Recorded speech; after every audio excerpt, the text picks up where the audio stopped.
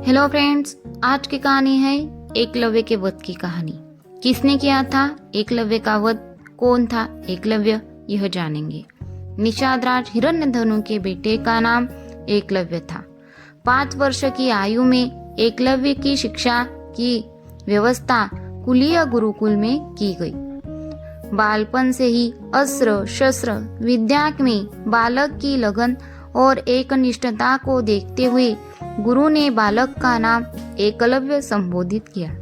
एकलव्य के युवा होने पर उसका विवाह हिरण्यधनु ने अपने एक निषाद मित्र की कन्या सुनीता से करा दिया।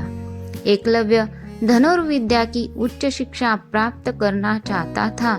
उस समय धनुर्विद्या में गुरु द्रोण की ख्याति थी।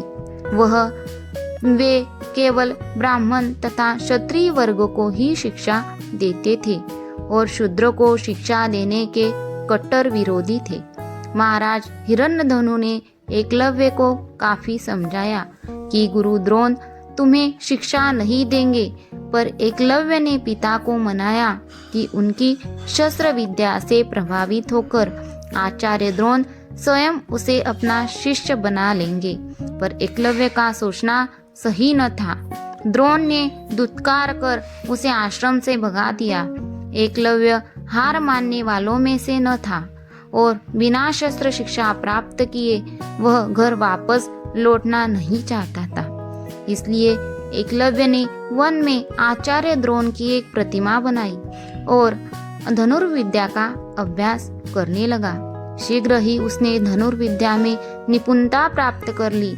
एक बार द्रोणाचार्य अपने शिष्यों और एक कुत्ते के साथ उसी वन में आए।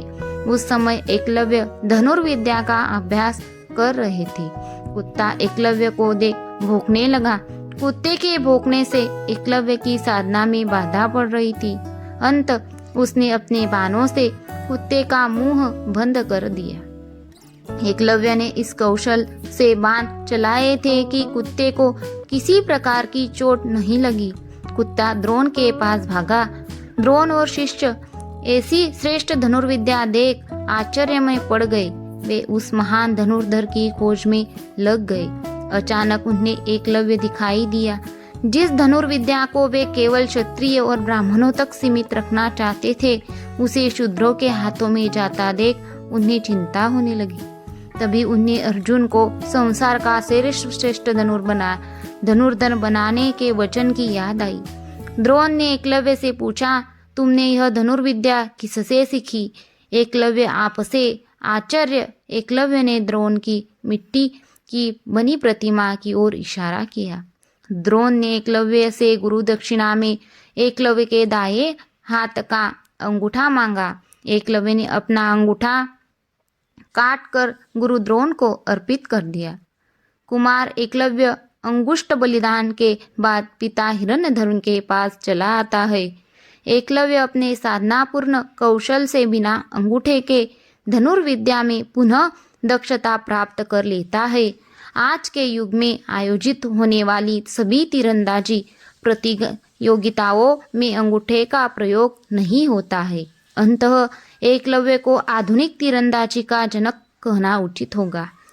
पिता की मृत्यु के बाद वह शुंगबेर राज्य का शासक बनता है। अमात्य परिषद की मंत्रणा से वह न केवल अपने राज्य का संचालन करता है, बल्कि निषाद भीलों की एक सशक्त सेना और नौसेना गठित करता है और अपने राज्य की सीमाओं का विस्तार भी करता है।